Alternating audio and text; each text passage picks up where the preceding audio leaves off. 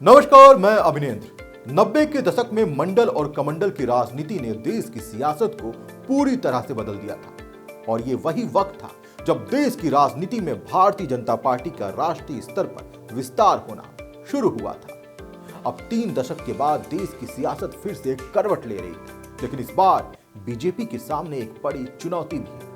मंडल commission की report लागू होने के बाद 1990 में देश भर में आरक्षण समर्थक और विरोधियों के बीच जबरदस्त टकराव देखने को मिला था।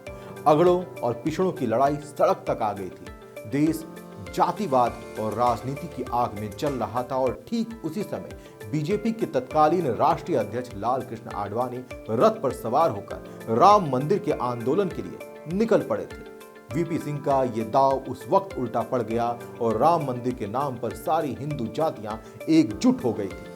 अब करीब 33 साल बाद एक बार फिर मंडल की राजनीति देश की सियासत को बदलने जा रही है, जिसमें इस बार बिहार से ये पहल हुई है, जहां नीतीश कुमार ने जातिगत जनगणना के आंकड़े पेश करके 2024 के लोकसभा चुनाव को लेकर कहा जा रहा है कि मास्टर स्ट्रोक खेल दिया है, लेकिन कितना सही है ये भी देखना होगा। दरअसल जातीय जनगणना के आंकड़ों को हथियार बनाकर इंडिया गठबंधन बीजेपी की हिंदुत्व की राजनीति को चुनौती दे रही है। इसकी शुरुआत भले ही बिहार से हुई हो, लेकिन इसकी आंच अब यूपी तक महसूस की जा रही है। समाजवादी पार्टी इस मुद्दे को जोर शोर से उठा रही थी और अब बिहार के बाद समाजवादी पार्टी इस मुद्दे पर और भी मुखर हो गई है। दूसरी तरफ भाजपा ने भी विपक्ष के इस राजनीतिक हथियार की काट खोजना शुरू कर दिया है।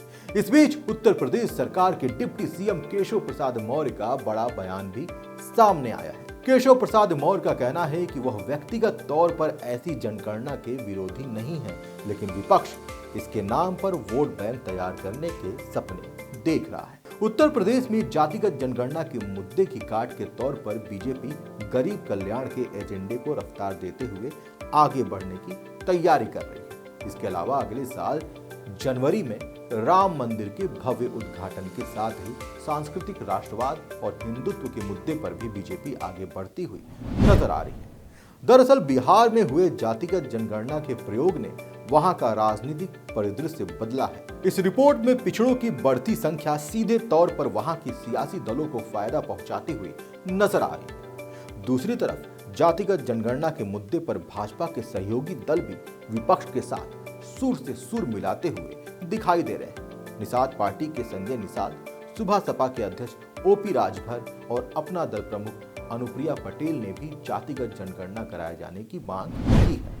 अगले साल लोकसभा चुनाव के मद्देनजर उत्तर प्रदेश में यह मुद्दा सियासी पारा बढ़ा सकता है। भाजपा इस मुद्दे को लेकर काफी सोच विचार कर कदम बढ़ा रही है। जातिगत जनगणना के मुद्दे की काट करने के लिए भाजपा आने वाले दिनों में गरीब कल्याण के एजेंडे पर और ज्यादा काम करती हुई नजर आएगी, ऐसा कहा जा रहा है। सरकार इसके माध्यम से दलितों पिछड़ों में अपनी पैठ को और मजबूत करेगी। इसी के साथ भाजपा बड़े स्तर पर राज्य में दलित सम्मेलन करवाने की भी तैयारी कर रही है। इसके साथ ही भाजपा एक बार फिर हिंदुत्व की भावना का भी सहारा लेगी। भाजपा पिछड़ों और दलितों जातियों को हिंदुत्व के सूत्र में बांधने का काम करेगी।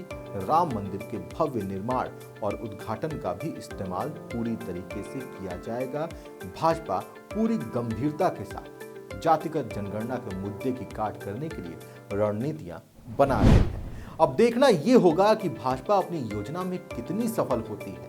33 साल बाद देश एक बार फिर उसी मुहाने पर आकर खड़ा हो गया है। जी हाँ, 33 साल पहले जब अगड़ों पिछड़ों की लड़ाई हुई, जब आरक्षण आया, जब जातियों में समाज को बांटकर राजनीति करने की कोशिश हुई, राजनीति की रोटियां सेकने की कोशिश हुई, तो उस समय लाल कृष्ण आडवाणी रथ लेकर निकले और राम मंदिर की मांग करने लगे। पूरा नजारा बदल गया और सभी जातियां एकजुट हो गईं और हिंदुत्व के नाम पर वोट पड़ने लगा। एक बार फिर 33 साल बाद राम मंदिर बनकर तैयार है और भाजपा कहीं ना कहीं राम मंदिर के उद्घाटन को लेकर राजनीति करने वाली है और यही राजनीति एक बार फिर सभी जातियों को एकजुट कर सकता है, जो सीधे सीधे भाजपा को फायदा पहुंचा सकता है। इंडिया गठबंधन जातिगत आंकड़े पेश करके कहीं ना कहीं जातियों को बांटना चाह रही है, समाज को बांटना चाह रही है और जातिगत आधार पर वोट लेना चाह रही है, ऐसा जानकारों का मानना है। तो देखने वाली बात यह होगी कि 2024 के लोकसभा चुनाव में हिंदुत्व के फैक्टर पे वोट पड़ता है या जाति के फैक्टर।